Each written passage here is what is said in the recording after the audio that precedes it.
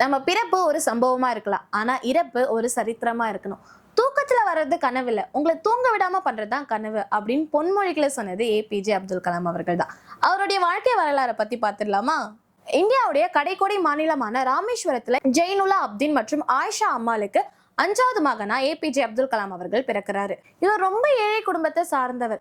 இவர் ராமேஸ்வரத்திலேயே ஒரு ஸ்கூல்ல பள்ளி படிப்பையும் படிக்கிறாரு. குடும்ப சூழ்நிலை காரணமாக பேப்பர் போடுற வேலையை பார்த்துக்கிட்டே பள்ளி படிப்பையும் முடிக்கிறாரு.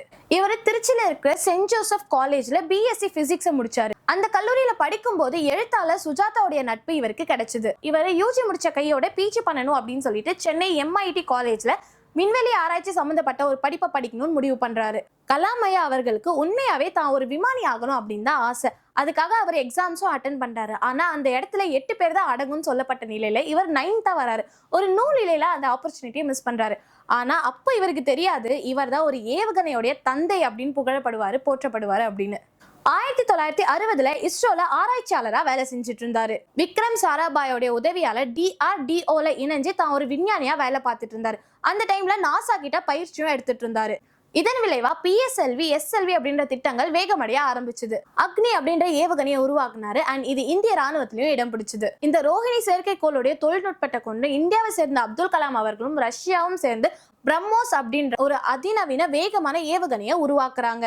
அப்துல் கலாம் அவர்கள் விண்வெளியில மட்டும் இல்லாம மருத்துவத்திலும் அதிக ஆர்வம் கொண்டிருந்தார். அதனால ஹார்ட் அட்டாக் வராம இருக்கிறதுக்கு ஒரு ஸ்டண்ட்டை கண்டுபிடிச்சாரு. இதனால சிறுபான்மையினர் மக்கள் நிறைய பேர் பயனடைஞ்சாங்க. வாஜ்பாய் அவர்கள் அப்துல் கலாமை இந்தியாவுடைய முதல் குடிமகனா அறிவிச்சாங்க. இதனால இவருக்கு வெளிநாடுகளிலும் நிறைய வரவேற்பு கிடைச்சது. இவர் மற்ற நாடுகள்ல இருக்க கல்லூரிகளுக்கு சென்று கெஸ்ட் லெக்சரரா பணியாற்றிட்டு இருந்தாரு. அது மட்டும் இல்லாம அப்துல் கலாம் ஐயாவுடைய பிறந்த நாளை சர்வதேச மாணவர்கள் நாளா அறிவிச்சாங்க. 2015 ஜூலை 27 அன்னைக்கு மேகாலயால இருக்கிற ஒரு பள்ளியில உரையாற்றிட்டு இருக்கும் போது மயங்கி விழுந்து ஹாஸ்பிட்டல் போற வழியிலேயே உயிர் இறக்குறாரு. அவருடைய சொந்த ஊரான ராமேஸ்வரத்துக்கு கொண்டு போய் அவருடைய இஸ்லாமிய முறைப்படி அவரை அடக்கமும் செய்யறாங்க. 2020ல இந்தியா வல்லரசு ஆகணும் அப்படின்னு சொல்லி அவர் ரொம்ப ஆசைப்பட்டாரு. இப்போ வரையும் அந்த ஆசைக்காக தான் நம்ம எல்லாருமே உழைச்சிட்டு இருக்கோம். நம்ம அதை அடைவோமான்னு பார்க்கலாம். அப்துல் கலாம் ஐயா அவர்களுடைய வாழ்க்கை வரலாறு பத்தி பார்க்கும்போது தான் அவருடைய நண்பர் ஒரு கதை சொன்னாரு. அது எனக்கு ஞாபகம் வருது. ஆக்சுவலி அப்துல் கலாமும் அவருடைய நண்பரும் ஒரு பள்ளிக்கு போயிருக்காங்க. அங்க குத்து விளக்கெல்லாம் ஏத்து சொல்லுவாங்களே, அந்த மாதிரி இவரும் ஏத்தி இருக்காரு. அப்போ கூட்டத்தில் இருந்த ஒரு பெண்மணி அப்துல் கலாம் ஐயா அவர்களை பார்த்துட்டு, ஐயா ஒரு கேள்வி, நம்ம நாட்டிலேயே மிக உயர்ந்த விஷயமா நீங்க எதை பாக்குறீங்க அப்படின்னு சொல்லிட்டு கேக்குறாங்க.